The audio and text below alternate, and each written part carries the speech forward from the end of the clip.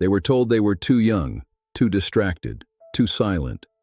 For decades, the narrative was that Kenya's youth were a sleeping giant, unconcerned with the corridors of power.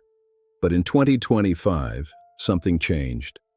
Across the rolling hills and urban sprawl of Kenya, a new generation rose, not with weapons, but with voices. This wasn't just a protest, this was a seismic shift. This was a warning.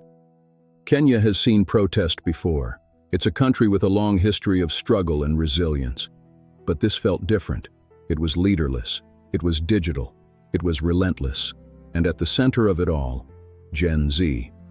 For years, young people across Kenya had been feeling it. The weight of expectations versus the reality of opportunity. Rising cost of living.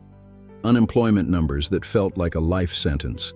A deep-seated frustration with leadership.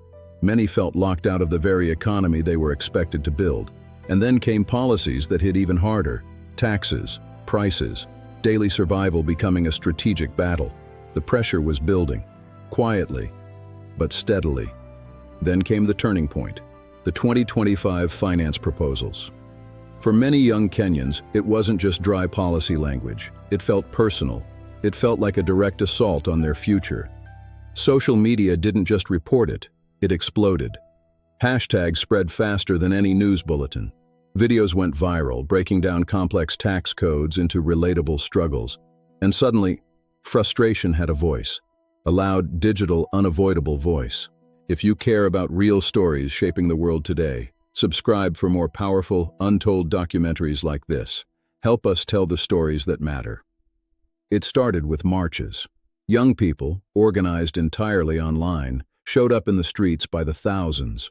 No central leader gave the order. No traditional political structure was behind them. Just shared frustration. They came from all walks of life, united by a single demand: to be heard. They weren't there to destroy, they were there to reclaim their stake in the nation. The streets were no longer silent. This wasn't a movement built in wood-paneled offices. It was built on 5-inch screens. TikTok, X, Instagram, these were the front lines. Information moved at the speed of light, bypassing traditional gatekeepers. Narratives shifted in real time. For the first time in Kenya's history, Gen Z wasn't just reacting to the news, they were leading it. They were the journalists, the organizers, and the activists all at once. As the protests grew in size and frequency, so did the tension. The air in Nairobi felt heavy, charged with an electricity that hadn't been felt in years. Confrontations increased as the status quo felt the pressure. The entire country watched, breathless and divided. Some saw courage and the birth of a new era. Others saw chaos and a threat to stability. But one thing was clear: this generation was no longer silent. Moments like this define nations. Subscribe if you want to understand, not just watch, history as it unfolds. Join our community of storytellers. The protests forced conversations that had been avoided for decades. Conversations about governance, about youth power, and about the fundamental future of the country. Whether you agreed with the methods or not, something shifted. The silence that had once defined the relationship between the youth and the state was broken. A new precedent had been set. The youth had realized their own power, and the nation had no choice but to take notice. The real question is not just what happened in the streets of Nairobi in 2025. It's what that energy evolves into. Is this the beginning of a long-term transformation or a flash in the pan?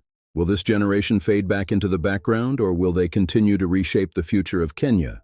The silence is broken, and the world is watching. What do you think? Thank you for watching.